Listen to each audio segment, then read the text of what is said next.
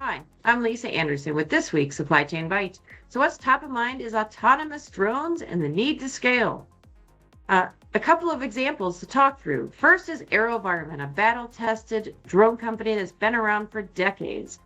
They have recently doubled, tripled, and quadrupled their production domestically, and they've gone on key systems from 10x to 30x in terms of their production, focusing on scaled, distributed U.S. production footprint and vertical integration and next generation.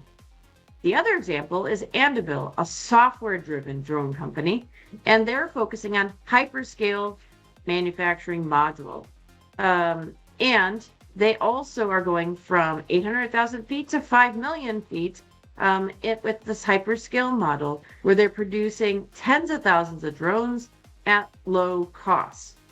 So what should we take away? We should be looking at scaling domestic production, especially for items like national security, and doing so in different ways, but they're both AI-enabled, technology-focused manufacturing examples that are scaling in support of customer needs in a way that's profitable and successful.